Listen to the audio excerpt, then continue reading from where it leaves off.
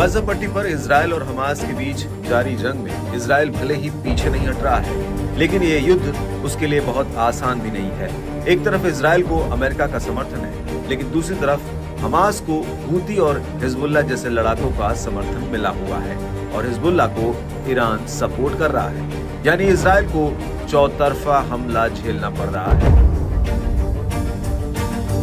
कुछ दिन पहले ही 12 मार्च को समूह ने कब्जे वाले सीरियाई गोलान हाइट्स में मानव रहित हवाई वाहन का उपयोग कर एक इजरायली ड्रोन बेस को निशाना बनाया था।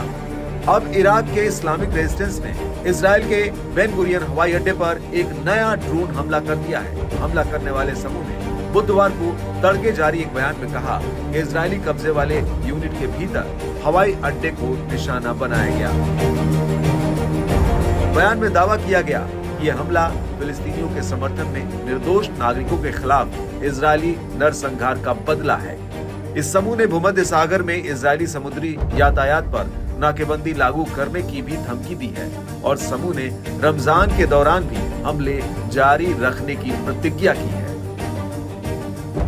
हमला करने वाले इराकी रेजिस्टेंस समूह में अल नुस्बा आंदोलन जैसे गुट शामिल हैं।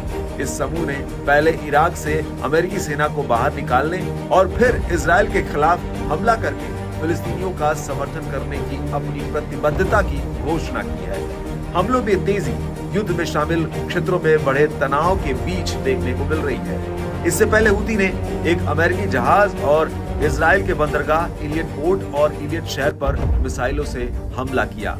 संयुक्त राष्ट्र सुरक्षा परिषद ने जहाजों पर किए गए हूती हमलों की कड़ी शब्दों में निंदा भी की।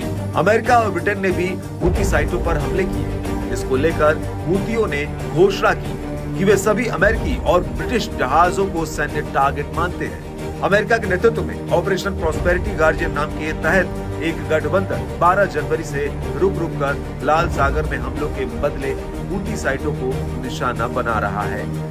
आपको बता दें कि लाल सागर तेल और ईंधन के शिपमेंट के लिए दुनिया के सबसे अधिक इस्तेमाल किए जाने वाले समुद्री मार्गों में से एक है, लेकिन हूती हमलों के चलते समुद्र में जहाजों का आवागमन लगभग बंद हो गया है।